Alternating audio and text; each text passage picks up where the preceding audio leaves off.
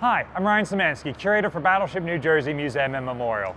You may know of a keel as the spine of a ship, the thing that goes down the center line, the piece that is the first thing laid down when a ship starts construction. But did you know that Iowa-class battleships actually have 5 keels? We're going to look at them today. Right now we're looking at the aft end of the keel that you think of when you say keel. This is the spine of the ship. Its lower plate is 80-pound plate, or 2 inches thick.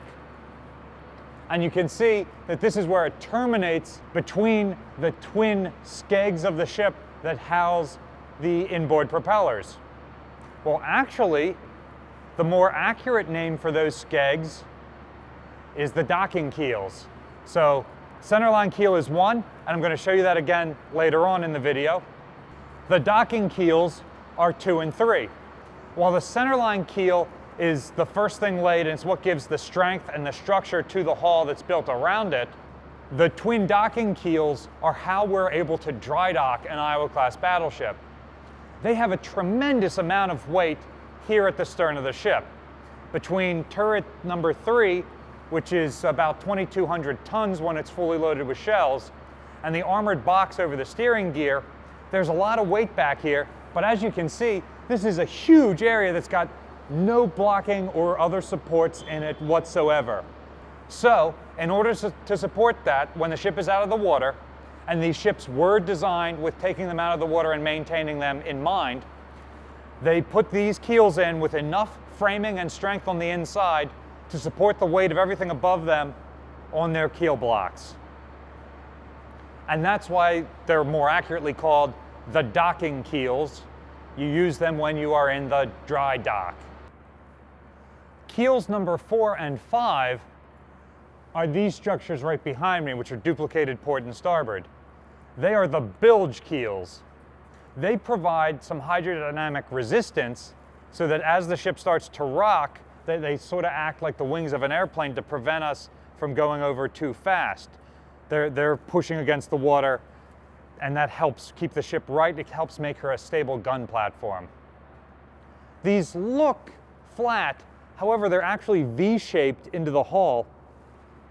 And because they're 30 feet underwater and relatively thin plate, they're facing hydrostatic pressure. So the inside of them is actually filled with balsa wood to help retain their shape. These are one of the structures that are normally a void that we're going to air test later, because obviously if water gets in there, starts to rot the balsa wood, that's going to do horrible things to the steel underneath, and we want to make sure that's preserved. So we're going to air test these just like we're air testing the blanks to make sure that they are in good shape for us. We did not see water continue to drip out of them after we docked the ship, so we've got a pretty good idea that they're going to still be intact. You can, however, notice some damage along the bilge keels from where we've scraped some things or hit some stuff over the ship's career. We've seen this exact same type of damage in 1990 in the footage of her in dry dock then, so we know it's not something done by the museum. And there are areas where there are huge weld marks in there where they've replaced sections of the bilge keel because it's been so damaged and not watertight. That was found either in 82 or 87. So that lets us know that that is a previous repair and that these are just things that get damaged all the time. One cool thing about these that you can see from the underside is they're riveted on, or like much of the rest of the plate on the ship's hull. At the stern of the ship, we can see the termination of the keel inside the Holland Tunnel, and we can also see the termination of the ship inside of the ship. We did a video on that a long time ago, but here's a picture of the end of the keel in the voids at the back of the ship between the shaft alleys. You cannot see the forward termination of the keel from inside the ship. However, you can see the keel running down the whole length of the ship as this 2-inch thick plate, and you can actually see on this, the forwardmost keel block, block number 96, you can see how there's a gap here. That's this keel plate as it terminates right around this point, probably at this weld mark actually, if I had to guess, where it turns into the bulbous bow right here. So if you pan all the way over, you can see that that is the end of the ship, where maybe 4 feet from the end of the ship is where the keel terminates forward. Our dry dock tour is the only place where you can see that keel back in the Holland Tunnel with a forward termination of the keel under the number 96 keel block. So if you want to see all 5 of these keels, the only chance you might ever get to see the keels of an Iowa-class battleship, be sure to come out for our dry dock tours Saturdays and Sundays in April and May 2024. Tickets are available at battleshipnewjersey.org or at the link in the description below.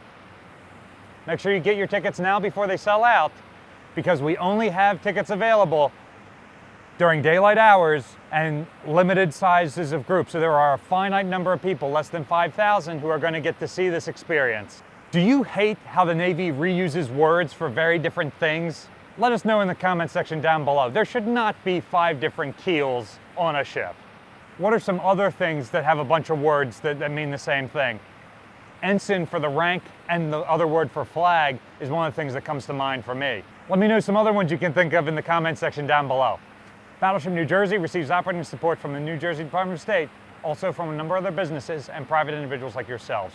We really appreciate your support, and there's a link in the description below if you'd like to donate to help us continue the ongoing preservation and documentation work that we're doing with Battleship New Jersey in dry dock. You can also support us by liking, sharing, and subscribing so more people find about the museum and our channel. Thanks for watching.